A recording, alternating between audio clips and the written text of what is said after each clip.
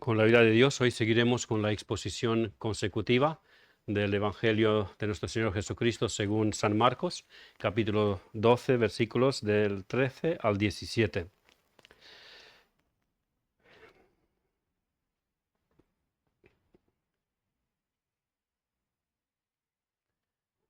Daré unos segundos para que podáis encontrar el texto bíblico y posterior yo daré lectura. Marcos 12, del versículo 13 al 17.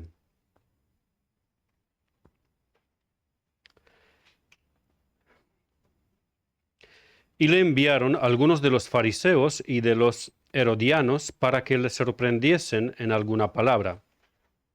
Viniendo ellos, le dijeron: Maestro, sabemos que eres hombre veraz y que no te cuidas de nadie porque no miras la apariencia de los hombres, sino que con verdad enseñas el camino de Dios. ¿Es lícito dar tributo a César o no? ¿Daremos o no daremos? Mas él, percibiendo la hipocresía de ellos, les dijo: ¿Por qué me tentáis? Traedme la moneda para que la vea. Ellos se la trajeron y les dijo: ¿De quién es esta imagen y la inscripción? Ellos le dijeron: ¿De César? Respondiendo Jesús les dijo: Dad a César lo que es de César y a Dios lo que es de Dios. Y se maravillaron de él. Amén. Este es también el título de mi mensaje: Dad a César lo que es de César y a Dios lo que es de Dios. Como introducción a este mensaje, solo quiero decir que el texto que hemos leído ocurrió, lo más probable, el mismo día martes de la semana de la Pasión de nuestro Señor, o como muy tarde, el miércoles. La mayoría de los comentaristas y pastores que he consultado opinan que fue el mismo martes, a pocas horas después de que les había dicho las tres parábolas escritas en el Evangelio según Mateo. Pero algunos de los pastores no descartan la posibilidad de que pudo ser el miércoles. Lo más probable el martes, pero cabe una leve posibilidad de que fue el miércoles. Como no es un dato muy importante, pues solamente lo dejo como información ahí que lo pensáis, que lo sepáis. El primer punto de mi mensaje es: un extraño comité llega donde Jesús. El versículo 13 dice: y le enviaron algunos de los fariseos, también lo tengo en pantalla, y le enviaron algunos de los fariseos y de los herodianos para que le sorprendiesen en alguna palabra. El texto paralelo de Lucas nos da una información muy valiosa y pone este pasaje en muy estrecha relación con el pasaje anterior. Muchas veces, gracias hermano, muchas veces nos ocurre que viendo un encabezado en el formato que tenemos en nuestras Biblias, automáticamente pensamos que se trata de otro texto, de otra idea. Tenemos, por ejemplo, en el encabezado, yo por lo menos en mi Biblia lo tengo ahí, la cuestión del tributo. Supongo que la mayoría de vosotros tenéis también un encabezado idéntico o muy parecido. Pero ese encabezado muchas veces nos hace pensar que la idea ha terminado o el evento ha terminado y ahí pasa a otra situación. Pero no es así. No es así siempre. En algunas situaciones, sí. Cambia de tema, cambia de personajes, cambia de lugar, pero no en este caso. El texto que acabamos de leer es la continuación del anterior y contiene la reacción de los principales sacerdotes, escribas y fariseos a las parábolas que Jesús les había dicho. Esto lo vemos en Lucas 20, 19 y 20. Uno de los textos paralelos. También en Mateo tenemos texto paralelo, pero de momento vamos a Lucas. Dice así: procuraban los principales sacerdotes y los escribas echarle mano en aquella hora, porque comprendieron que contra ellos había dicho esta parábola. Y si os acordáis, hace 2 semanas dije que no era una sola parábola, sino que eran 3 parábolas.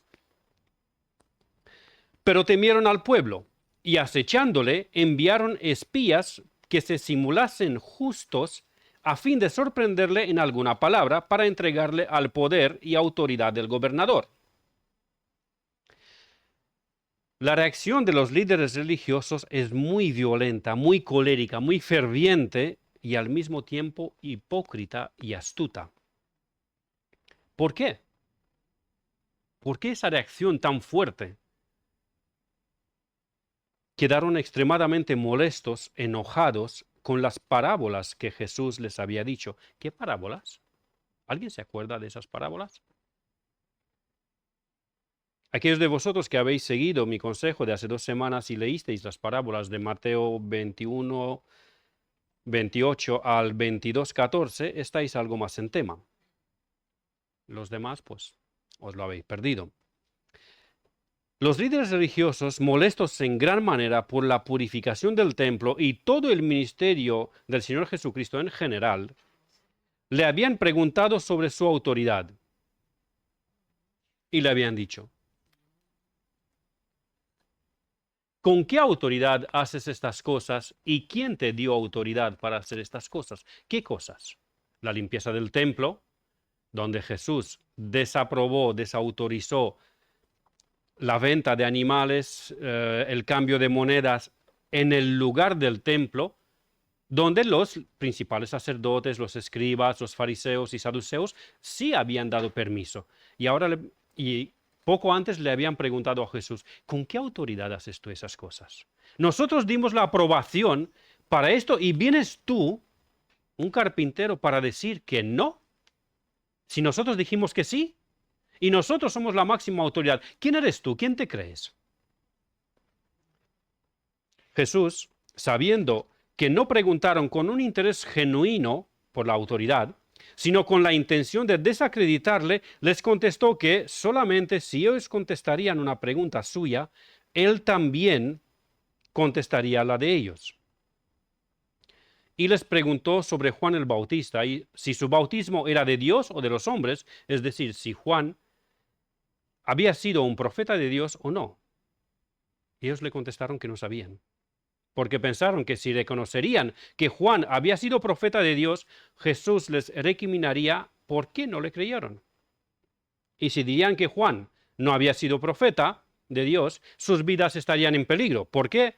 Porque el pueblo estaba persuadido de que Juan sí era profeta, y aún más, martirizado por Herodes Antipa. Juan era muy respetado por la nación judía.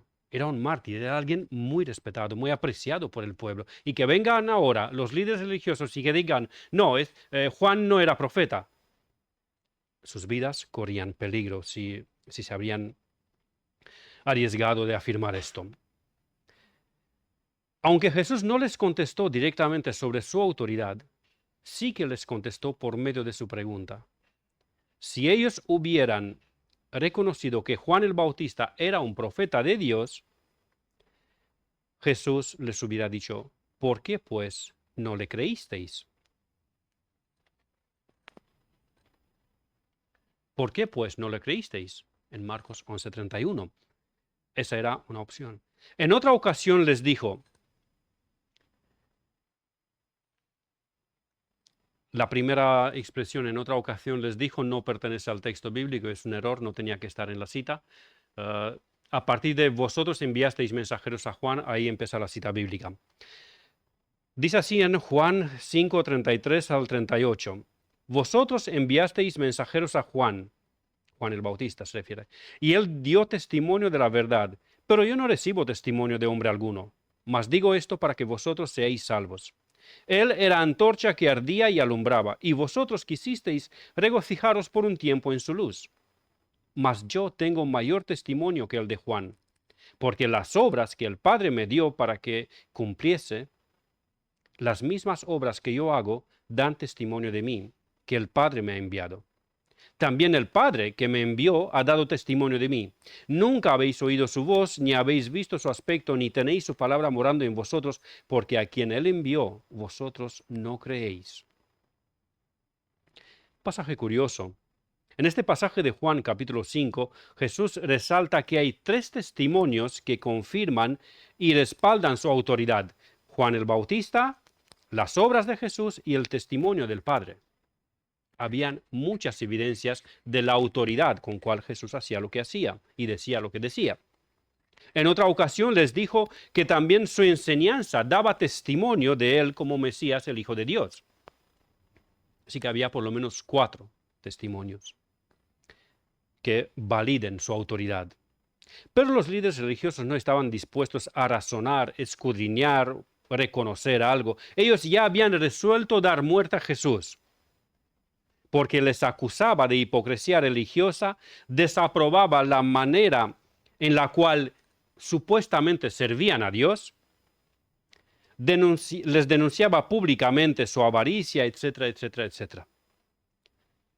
Y por medio de las 3 parábolas que complementan la contestación de Jesús sobre quién te dio esta autoridad y con qué autoridad haces esas cosas, el Señor Jesucristo denunció una vez más la falsedad de todo el sistema religioso judaico y también les anunció el juicio de Dios sobre el templo, la ciudad de Jerusalén y la nación judía entera. Por esa razón reaccionaron y actuaron de esta manera los líderes religiosos. Quise hacer este inciso para poner el texto en su contexto y recordároslo por si se os ha olvidado.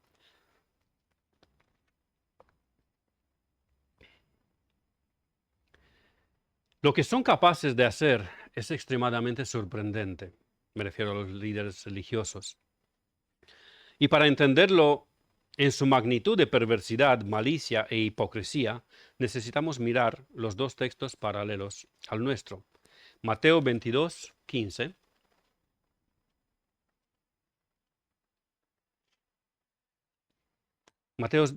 Mateo 22, 15 y 16, primera parte. Lo tengo también en pantalla si lo queréis seguir o si preferís en las Biblias, como vosotros lo preferís. Entonces se fueron los fariseos y consultaron cómo sorprenderle en alguna palabra, y le enviaron los discípulos de ellos con los herodianos. Lucas, capítulo 20, versículos 19 y 20, dice: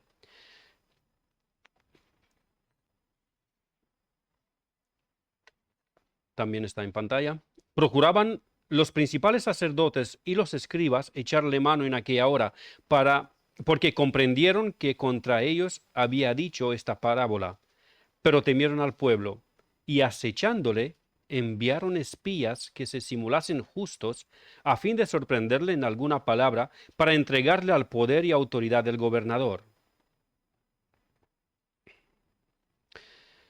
Si no prestamos mucha atención a estos versículos, no entenderemos más de lo que ya sabíamos antes. Es decir, que los líderes religiosos odiaban a Jesús y lo querían matar. Pero si nos fijamos en los detalles, observamos varios grupos que se mencionan en estos versículos como los que preparan una estrategia de ataque contra Jesús. Y estos grupos son los fariseos, los herodianos, los principales sacerdotes y los escribas. Los fariseos eran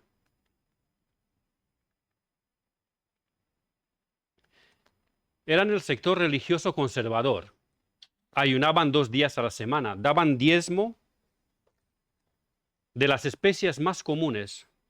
Si lo trasladaríamos a nuestros días, sería decir que daban diezmo hasta del perejil, el que te lo regala en la frutería cuando compras 2 kilos de patata. Te regalan 20 hilos de perejil, y hasta de eso los fariseos daban diezmo. O el laurel.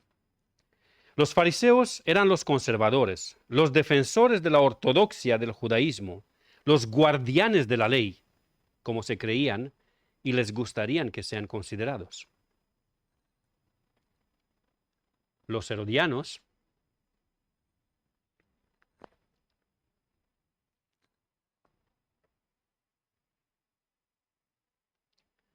eran los partidarios de la familia de Herodes, quienes muy poco se preocupaban por los mandamientos divinos. Eran literalmente enemigos de los fariseos y viceversa. Se odiaban mutuamente. Eran considerados como traidores por los fariseos y los saduceos por apoyar a un rey, aunque bueno, por los saduceos bastante menos, por apoyar a un rey que ni siquiera era judío. Herodes era idumeo. Los principales sacerdotes eran la aristocracia sacerdotal. Pertenecían en aquel entonces al grupo religioso de los saduceos, grupo que solamente admitía como palabra de Dios los libros escritos por Moisés. Estos eran los liberales. Negaban la resurrección y cualquier forma de vida después de la muerte, así como la existencia de vida espiritual. Los escribas eran los encargados de estudiar la ley, interpretarla y transmitirla al pueblo. Ellos eran los maestros del pueblo. Una de sus principales funciones era hacer copias extremadamente minuciosas de los libros del Antiguo Testamento y ejercían también como notarios, una especie de notarios, cuando se necesitaban documentos oficiales. Pertenecían al grupo de los fariseos, aunque no todos los fariseos eran escribas. A todos y cada uno de estos grupos, Jesús les había criticado por su hipocresía y autosuficiencia religiosa. Lo que sorprende mucho es que, aunque estos grupos eran rivales entre sí, incluso algunos odiaban a los demás, en esta ocasión, y por esa perversa causa común, unen sus fuerzas para desacreditar públicamente a Jesús y tratar de hacerle caer en una trampa legal para que lo puedan acusar. Según los versículos que leímos en Lucas, ellos sospechaban y esperaban que Jesús se decantaría por no pagar tributo al César y así podrían arrestarle como instigador a la revolución, como secesionista. Y llegados a este punto ya los romanos se encargarían de ejecutarle. Así es exactamente como lo interpretaron los apóstoles, solo que a lo largo de la semana más personajes se implicaron en esta conspiración contra Jesús. ¿Dónde dice la Biblia esto? Que así lo interpretaron los apóstoles. En Hechos 4, del 23 al 30. Y este texto sí os invito a que lo busquéis en vuestras Biblias porque no lo tengo en diapositiva. Hechos 4, del 23 al 30.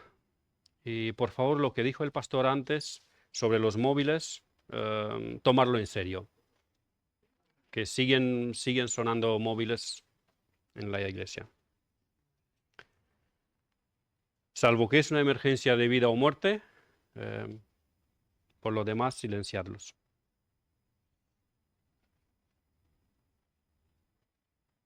Hechos 4, 23 al 30.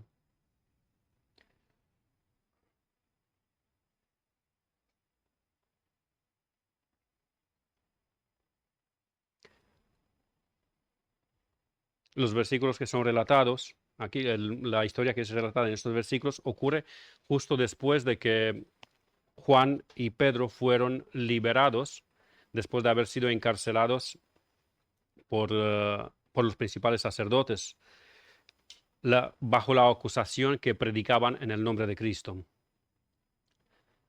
Y puestos en libertad, Juan y Pedro, vinieron a los suyos y contaron todo lo que los principales sacerdotes y los ancianos les habían dicho.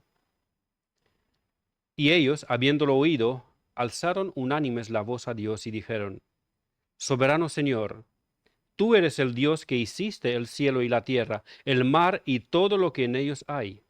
Que por boca de David tu siervo dijiste: ¿Por qué se amotinan las gentes y los pueblos piensan cosas vanas? Se reunieron los reyes de la tierra y los príncipes se juntaron en uno contra el Señor y contra su Cristo. Porque verdaderamente se unieron en esta ciudad contra tu santo Hijo Jesús, a quien ungiste, Herodes y Poncio Pilato con los gentiles y el pueblo de Israel, para hacer cuanto tu mano y tu consejo habían antes determinado que sucediera. Y ahora, Señor, mira sus amenazas y concede a tus siervos que con todo denuedo hablen tu palabra mientras extiendes tu mano, para que se hagan sanidades y señales y prodigios mediante el nombre de tu santo Hijo Jesús. ¿Sabéis cómo continúa el salmo que citan los apóstoles en oración? El Salmo 2.4. Salmos capítulo 2, versículo 4.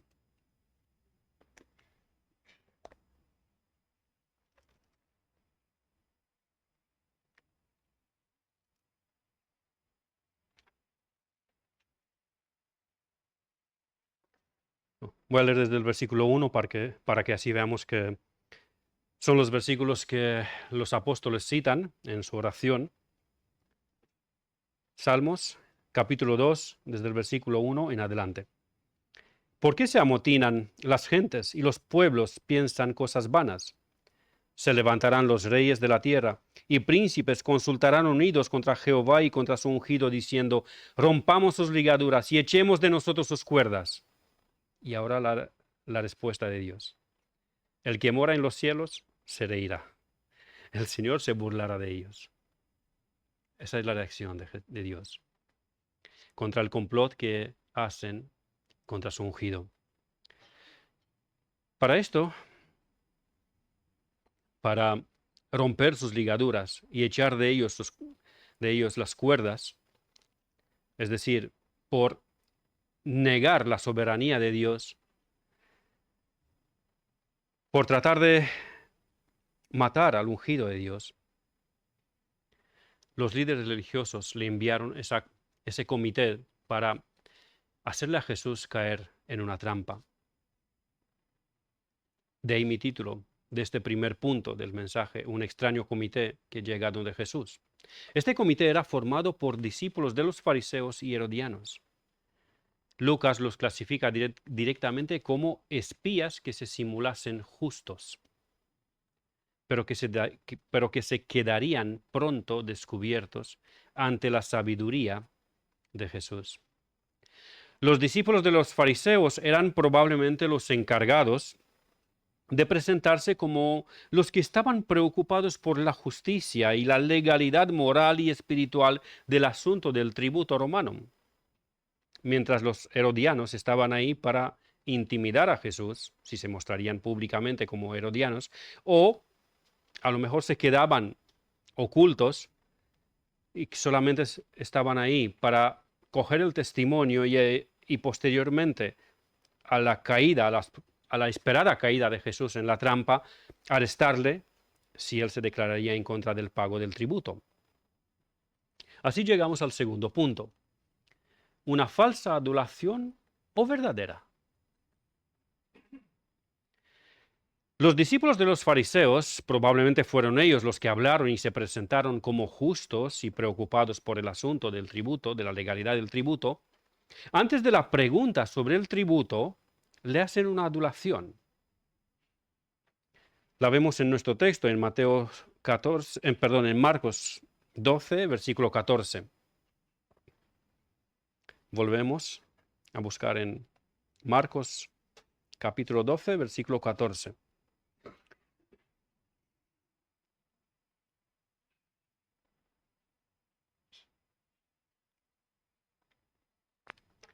Viniendo ellos le dijeron, Maestro, sabemos que eres hombre veraz y que no te cuidas de nadie, porque no miras la apariencia de los hombres, sino que con verdad enseñas el camino de Dios.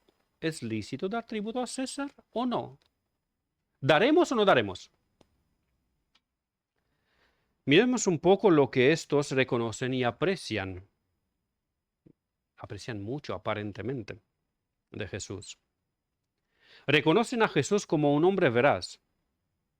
Y Jesús está totalmente de acuerdo con ellos en este aspecto. Les dijo a sus discípulos, 2 días más tarde, en Juan 14, 6, yo soy el camino y la verdad y la vida. No solamente que dice la verdad, sino que es la verdad. Nadie viene al Padre sino por mí, dice el Señor.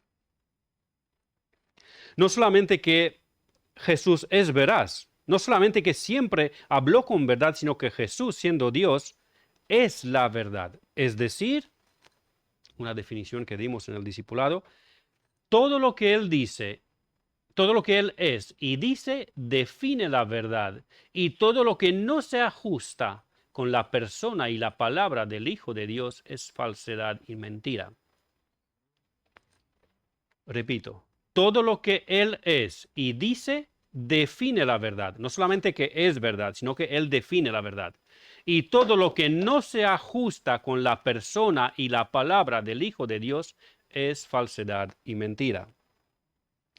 Esta es la segunda parte de la definición que dimos al atributo Dios es veraz. Hay también una primera parte.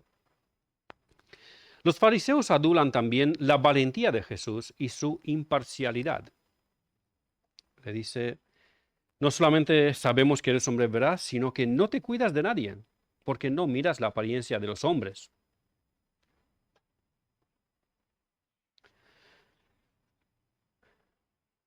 Jesús, en varias ocasiones, les había condenado públicamente a ellos mismos y a todos los demás que estaban implicados en este complot, y asimismo confirmó y alabó a los que tenían una fe auténtica. Jesús era valiente. Decía lo que pensaba, lo que creía. Por último, reconocen que Jesús enseña con verdad el camino de Dios. Y también con esto Jesús está totalmente de acuerdo y mucho más. No solamente que Jesús enseñaba el camino de Dios, sino que Él es el camino de Dios. Yo soy el camino y la verdad y la vida. Nadie viene al Padre sino por mí. Ahora, si los discípulos de los fariseos y los herodianos reconocen que Jesús es hombre veraz, que no se cuida de nadie porque no mira las apariencias de los hombres, sino que con verdad enseña el camino de Dios, ¿por qué no son sus discípulos? ¿Por qué no lo siguen? ¿Por qué no le siguen? ¿Por qué no creen en Él? ¿Por qué no se humillan a sus pies si dan ese testimonio de Él?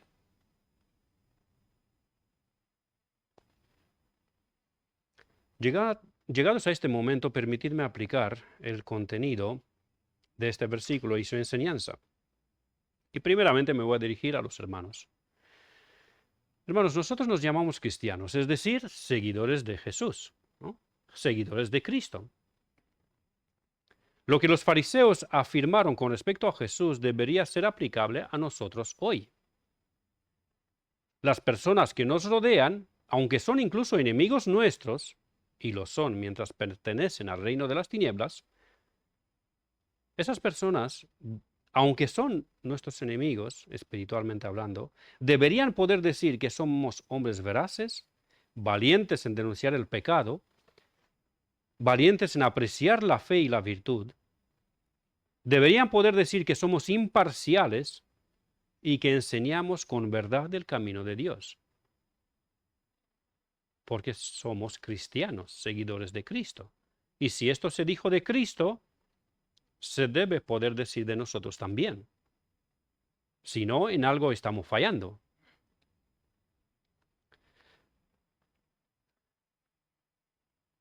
Hermano, ¿qué dicen de ti los incrédulos?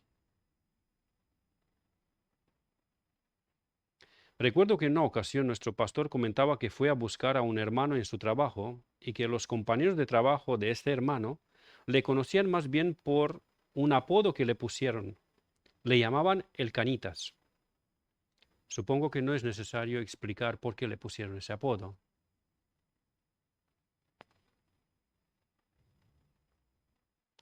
Si lo hubieran llamado el curita lo entendíamos, pero llamarle el Canitas como que no cuadra con el papel de cristiano, ¿verdad?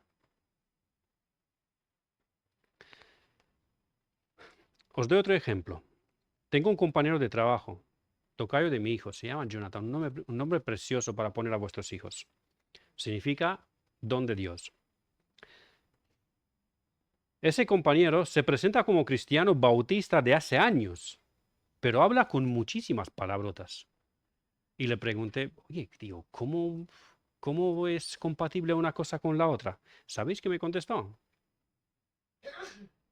él me dijo que en su país, porque no es de aquí, igual que yo, él no hablaba así, pero que aquí, trabajando en la construcción, tuvo que adaptarse al lenguaje de la construcción. ¿What? ¿Cómo? O sea, ya no nos conformamos a la imagen de Cristo, sino que nos conformamos a la imagen de las obras, del lenguaje de las obras. No sé, no me cuadran. Hermano, cuando hablas, ¿eres veraz? Cuando tienes que condenar el pecado y aprobar la virtud, ¿eres valiente e imparcial?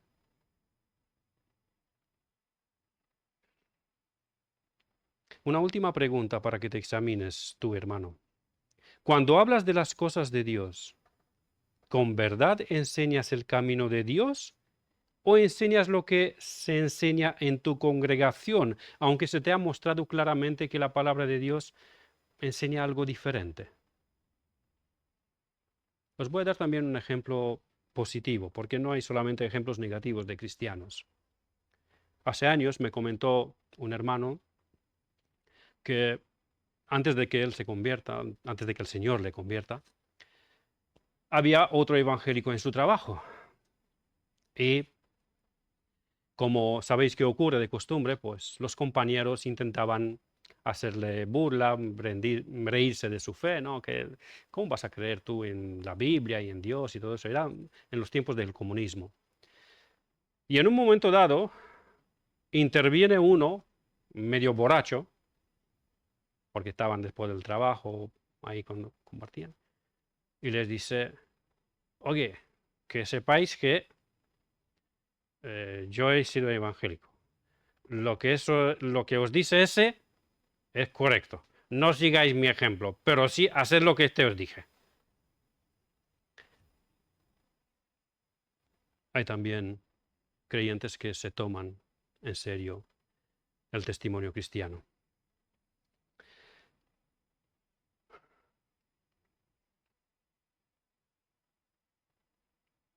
Pero tengo también una aplicación para ti, querido amigo. Tú, el que simpatizas con la fe evangélica, simpatizas con los cristianos y con la palabra de Dios, pero que aún no has entregado tu vida a los pies de Cristo. Los fariseos adularon verdaderamente a Jesús, en el sentido de que todo lo que dijeron sobre él era verdad. Pero no se lo dijeron con convicción de corazón, sino con astucia, para tenderle una trampa.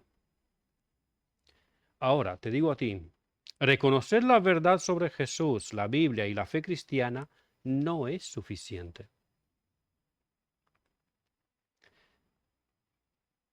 Las palabras correctas con respecto a Dios deben ir acompañadas de arrepentimiento, obediencia y fe.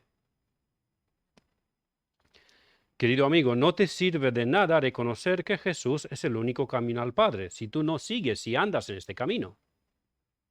No te sirve de nada reconocer que Jesús es veraz y enseñó la verdad de Dios si tú no crees y no te sometes a su enseñanza. Espero que no seas uno de aquellos que frecuentan las iglesias evangélicas porque los cristianos son veraces, son valientes, son imparciales, bondadosos y ayudan a los que están en necesidad. Y tú te aprovechas de estas cualidades cristianas. Recuerda que, aunque algunos cristianos somos inocentes y no nos damos cuenta en todos los momentos cuando los demás se quieren aprovechar de nuestra inocencia, Dios sí se da cuenta. Porque Dios es omnisciente y Él conoce hasta las intenciones de tu corazón. Y ante Él vas a dar cuenta, no ante nosotros. A nosotros nos puedes engañar. Puedes aparentar un cristiano de 9 o de 10. Pero Dios conoce tu corazón y hasta las intenciones de tu corazón. Los fariseos, con falsa cara de hombres justos, preguntaron a Jesús si es lícito pagar el tributo al César y añadieron, ¿daremos o no daremos? Insistieron que Jesús les conteste con sí o no, con ¿pagaremos o no pagaremos? ¿Daremos o no daremos? Dilo ya, ahora mismo. Ellos querían aparentar ser hombres que no se andan con rodeos, que para ellos las cosas son blancas o negras, que ellos quieren las cosas claras y enseguida. No tienen tiempo de esperar, porque quieren supuestamente obedecer a Dios ya mismo. Pero eso era muy distinto de la verdad. Ellos no querían la verdad, ellos querían hacer a Jesús caer en su trampa. Y permitidme hacer otra aplicación, esta vez en conjunto, para los que han entregado su vida a Cristo y también para los que no lo han hecho. Querido hermano y amigo, cuando haces una pregunta, deja libertad al interlocutor que conteste con sus palabras y su estilo. No le impongas que te conteste con sí o no. Déjale que hable, que diga él lo que cree y lo que considera. Es posible que tu pregunta abarque más que estas dos posibilidades de contestación, sí o no. En el caso de Jesús, así fue. La contestación no era simple, sí o no. ¿Pagaremos o no pagaremos? Puedes pedir que se te conteste con sinceridad, con transparencia, pero no debes exigir que se te conteste a tu manera y conveniencia. Así llegamos al tercer punto de mi mensaje, la reacción y la respuesta de Jesús.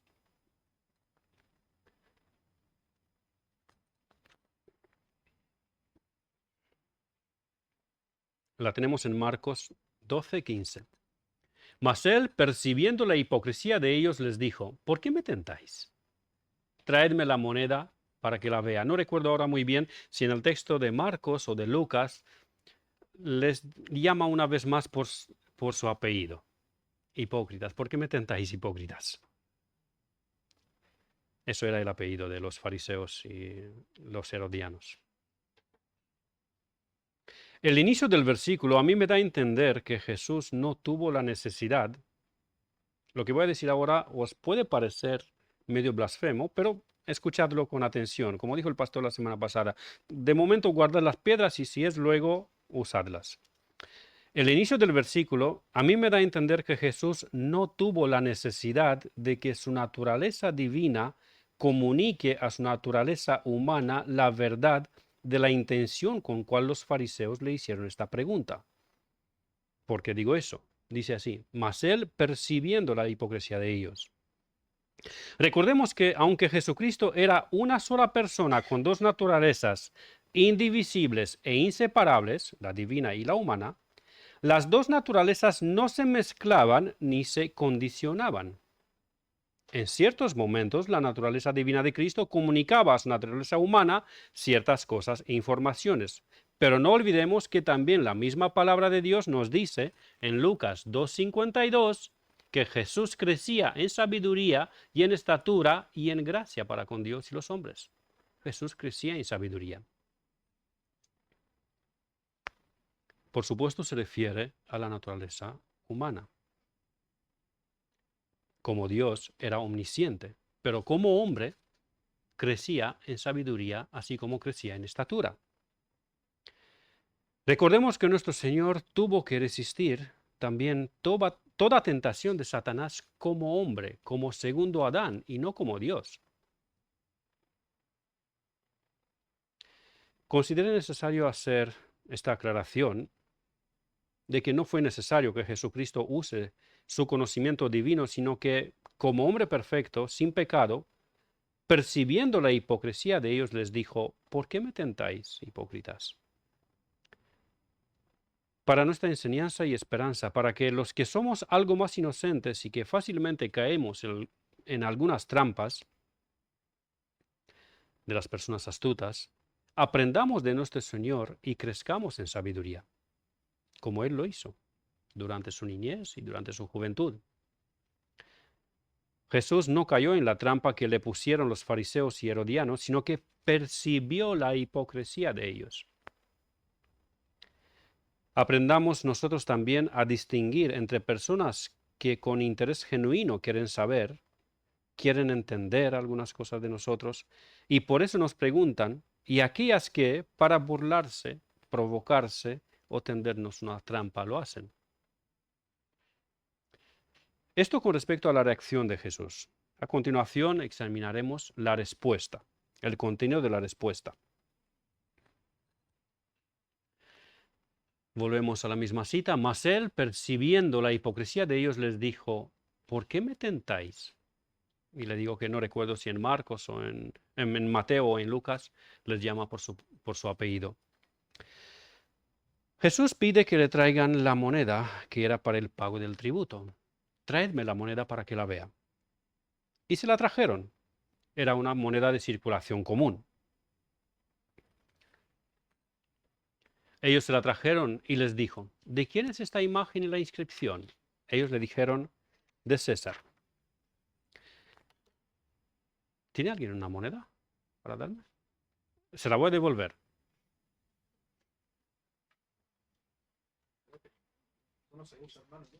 Ya no se usa. Bueno. Gracias. Mira, que se usa, pastor. Sí. Le trajeron una moneda. No penséis que el hermano Félix es fariseo o herodiano. Es cristiano. Le trajeron una moneda. Y él les dijo: ¿de quién es esta imagen y la inscripción? Se la estaban enseñando. La moneda en causa era un denario, una moneda romana de plata de unos 60 gramos. No la guardo para que no se me olvide. Y así la puedo devolver. Tenía, como todas las monedas, una imagen y una inscripción en las dos caras. En ese tiempo, Tiberio era el emperador de turno, el emperador romano, y había acuñado monedas que en una cara tenía la cabeza del emperador y la inscripción, a ver si consigo leerla, Ticaesardivi Aufa Augustus, es decir, en español sale mejor, Tiberio César Augusto, hijo del divino Augusto. Tiberio César Augusto, hijo del divino Augusto. En el reverso, ese mismo emperador estaba sentado, había una imagen, cual él estaba sentado en su trono, en un trono, con una diadema en la cabeza y vestido como un sumo sacerdote, y tenía la inscripción Pontif Maximo. Eso nos suena un poco más familiar. Es decir, traducido al español, sumo sacerdote o máximo pontífice, que nos es muy familiar ahora. Uno de los títulos blasfemos e idolátricos del Papa de Roma. Blasfemos e idolátricos. William Hendrickson considera, el comentarista William Hendrickson considera la posibilidad que, abro cita, tal vez los discípulos de los herodianos se estaban preguntando: ¿va a hablar con desprecio de la imagen o de la inscripción prohibiendo usar la moneda para pagar el impuesto? Si hace eso, ya lo tenemos. Si dice no pagar, ya es nuestro.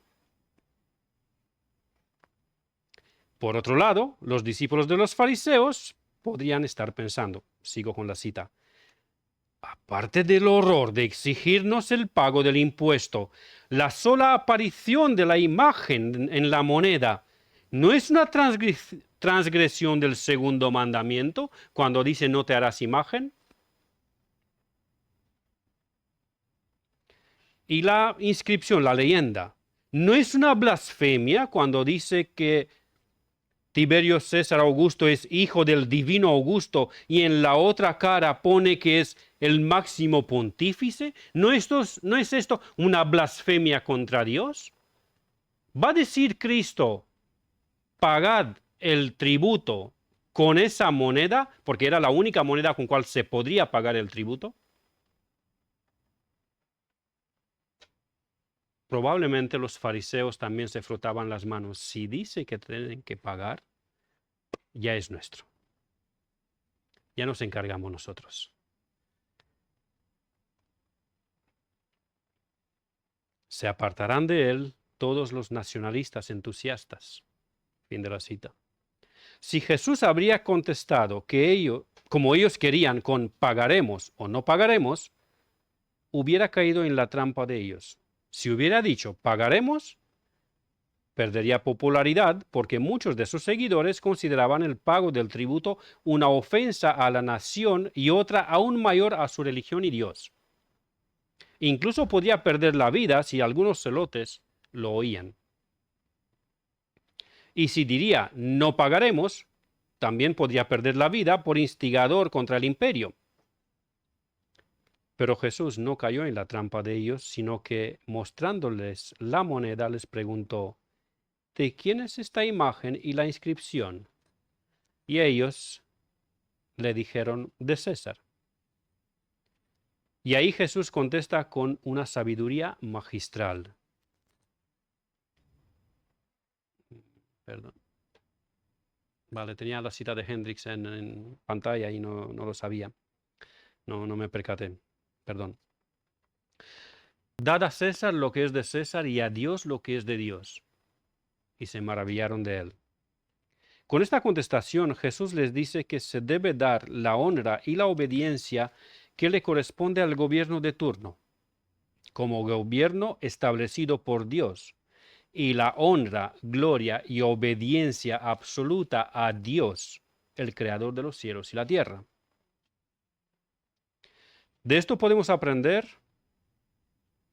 o recordar que los cristianos debemos primeramente obedecer y glorificar a Dios, nuestro Creador y Salvador y sustentador, pero que no debemos olvidar que Dios mismo nos ha mandado en su palabra obedecer y honrar a las autoridades y gobiernos de turno porque por Él están establecidas. Por supuesto, solamente en aquellos casos que no entran en conflicto con los mandamientos divinos, como justo en el texto anterior al que hemos leído del libro de los Hechos, Pedro y Juan le dice a los principales sacerdotes dentro del Sanedrín, juzgad vosotros mismos si es lícito obedecer a los hombres antes que a Dios. Cuando entran en conflicto una con otra, por supuesto debemos obedecer primeramente a Dios y no a los hombres. Esto implica que tú y yo, hermano, debemos pagar legalmente nuestros impuestos. No me gusta pagar los impuestos. No hay problema. Vete a vivir a Andorra o a Luxemburgo o a las Islas Caimán, que ahí no hay muchos impuestos. Pero si quieres vivir en España, hay unos impuestos que debemos pagar. ¿Quién lo ha dicho? Dios en la Biblia. Tenemos que pagar legalmente nuestros impuestos. Respetar las leyes de tráfico. Eso no nos gusta mucho a los que conducimos. Hace poco escuché, tristemente, a un pastor comentando de otro pastor que le estaba informando. Dice, se venía de, sí lo digo, venía de Portugal hacia Madrid y un poquito más abajo del Madrid, en un pueblo. Tenía mucha prisa y pisaba el coche, pero me avisaba el GPS que hay un radar, y luego otro radar, y luego otro radar. Hermanos, el asunto no es reducir la velocidad cuando hay radares. El asunto es respetar las normas de tráfico. ¿Por qué? Porque han sido puestas por una autoridad que ha sido puesta por Dios, simplemente. Y no se pide perfección, porque no existe, pero se pide un interés sincero. Respetar las leyes civiles. Recuerdo con gusto un jefe que tenía hace muchos años. Él se dedicaba a hacer reformas en pisos y nos decía, no se puede empezar antes de las 9 de la mañana. Sí, pero tú tienes un permiso de trabajo, puedes empezar a las 8 si quieres. Sí, pero no puedo molestar a los vecinos que me han admitido a hacer esa obra y no me han puesto ninguna queja. Debo proteger el ascensor con cartón para no ensuciar. A mediodía, antes de parar a comer, pasáis con la escoba y con la fregona y dejáis el pasillo y el ascensor, todos los medios, todos los espacios de uso común limpios, porque no tiene por qué entrar el vecino con el polvo en su casa de mi obra. Dentro de lo posible debo molestar lo menos que se pueda. Y a las 6 de la tarde se termina. Sí, pero si tienes mucha prisa, tendré mucha prisa. A las 6 de la tarde se termina. ¿Por qué? Porque tengo que respetar a los vecinos. De 2 a 3 no se hace ruido. Aunque alguno puede trabajar en alguna cosa, lo que sea, pero de 2 a 3 de la tarde no se hace ruido. ¿Por qué? Porque los vecinos querrán comer y no con el ruido de un taladro o de una radial o de herramienta pesada. Hay que respetar leyes civiles, leyes de respeto mutuo y por supuesto leyes penales. No porque te meten en la cárcel, no porque te van a poner una multa penal, sino porque Dios lo dice en su palabra, que hay que respetar a las autoridades de turno. Recuerdo con las leyes de tráfico, también una anécdota de otro compañero. Vino un día muy molesto ahí a la obra. Dice, estos hijos del diablo me han puesto 2 multas. ¿Pero qué ha pasado? Entre una y otra palabrota que soltaba por ahí. Dijo, no, es que ¿tú te crees que me han puesto una multa por ir con 60 kilómetros por hora por la ciudad? Bueno, pues me parece normal, ¿no? Porque la límite en aquel tiempo eran 50. Digo, te han puesto por exceso de velocidad. Y la segunda, pues por hablar por teléfono. Cuando me paraban, pues yo estaba con el teléfono en la mano. ¿Y qué quieres? Digo, está prohibido hablar por teléfono mientras estás conduciendo. Digo, ¿no dice la Biblia que son autoridades puestas por Dios? Y él me contestó, estas son por del diablo puesto, estos no son por Dios. Bueno, la Biblia dice que son puestos por Dios, no por el diablo.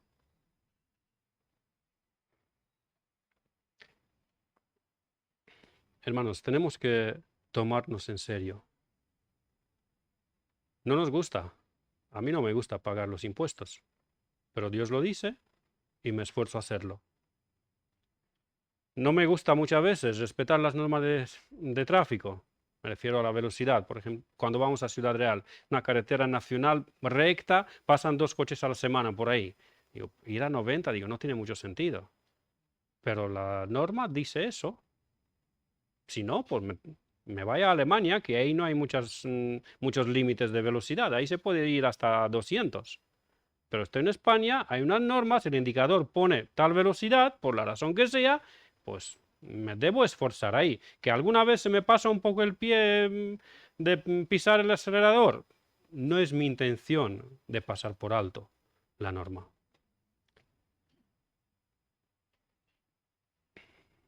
Conclusión, porque este mensaje también tiene final. Se maravillaron de él, dice la última parte del versículo 17. Cuando escucharon la respuesta, dad a César lo que es de César y a Dios lo que es de Dios, se maravillaron de él. Los fariseos y los herodianos y todos los ahí presentes se maravillaron de la sabiduría de Jesús, porque así como les dijo en otra ocasión, en Mateo 12:42, os invito por favor que busquéis Mateo 12:42.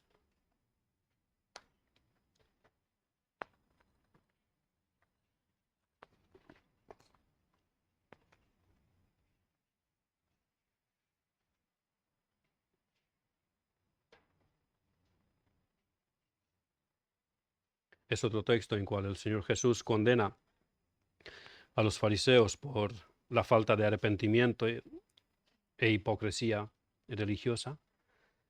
Les dice lo siguiente, Mateo 12:42. La reina del sur se levantará en el juicio con esta generación y la condenará, porque ella vino de los fines de la tierra para oír la sabiduría de Salomón. Y he aquí, más que Salomón en este lugar.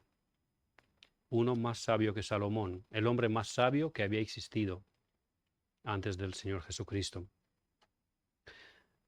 Querido hermano, ¿aprenderás tú de esta historia para crecer en sabiduría? Crecer en sabiduría es proporcional al crecimiento en el conocimiento de Dios y proporcional a la sumisión y obediencia que practicas. No puedes crecer en sabiduría si no creces en el conocimiento de Dios y en obediencia. Querido amigo, aprenderás tú que intentar regatear, intentar engañar a Dios no tendrá ningún éxito. Él conoce lo más íntimo de tu corazón. de tu mente, de tus motivaciones, cosas que ni tú mismo conoces de ti y también de mí. Él nos conoce perfectamente.